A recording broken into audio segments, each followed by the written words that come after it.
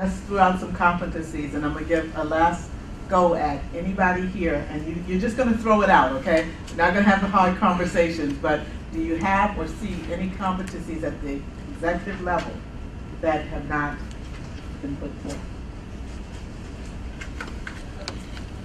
I think vision setting is one. You've got to have a vision that makes sense to people and that can really mobilize people and get involved. I think business partnering, working with IT, IM, the learning community, organizational effectiveness, whomever, being able to do that at the table with people is an absolutely critical skill at a senior level. Effectively dealing with organizational politics. Organizational politics. And I would add one. Somebody's getting them. And I would add one other one. That's being able to justify the major expense it's going to take on this next big, particular KM initiative you're going to do. So, return on investment and justification. Business plan development. Yeah, well, it's going along with the things you're saying. Just business kids. Servant leadership.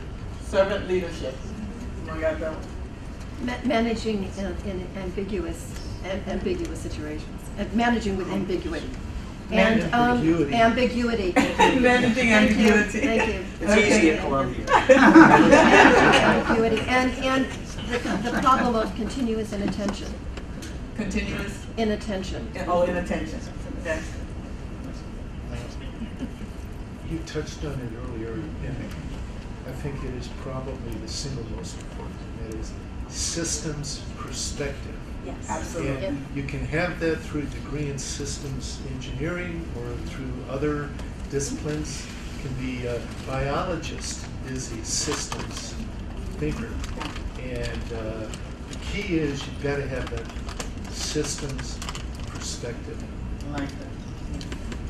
Do you have one? Do you have your hand? No? This is more for government and not for profit, but the public good mindset.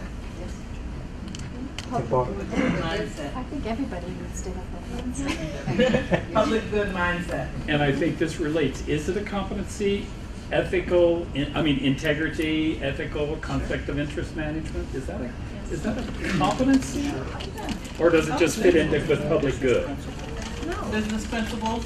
Yeah, okay, business principles, thank you.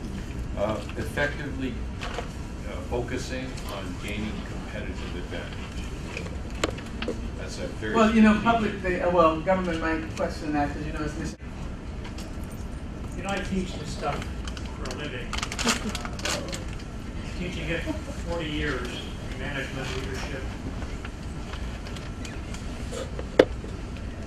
I've been teaching this for 40 years at major universities, management leadership, how to kill people in the Marine Corps.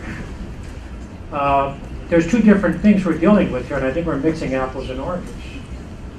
Leadership is more attribute-oriented.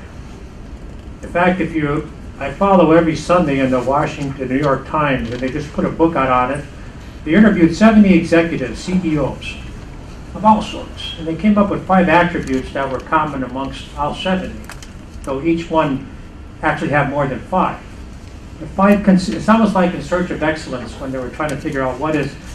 So are we talking management or are we talking leadership?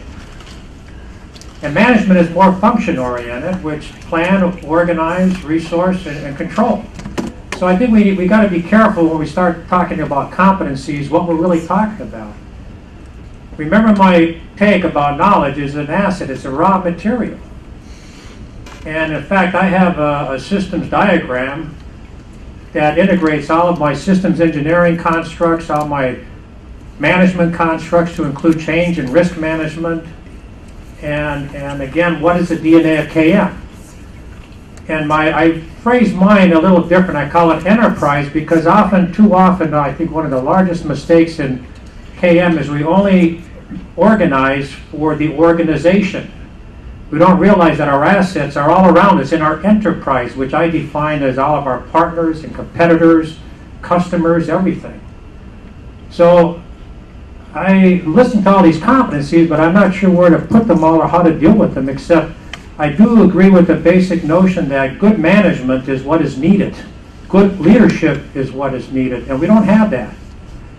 For a manager or a leader not to know what their assets are, primarily, I don't know how you can measure what you can't No. How can you value what you can't name? How can you... Someone said, Mike, we're losing 50% of the workforce in the government. I said, I don't know what to do with that. Trash could be walking out the door. I mean, we're making all of these judgments without really understanding the beast. I think if we're going to come up with competencies, I think we've got to tackle the beginning. And that, I'm sorry to say, includes a definition of KM and a framework. Otherwise, take any of these and they're good. So where are we going?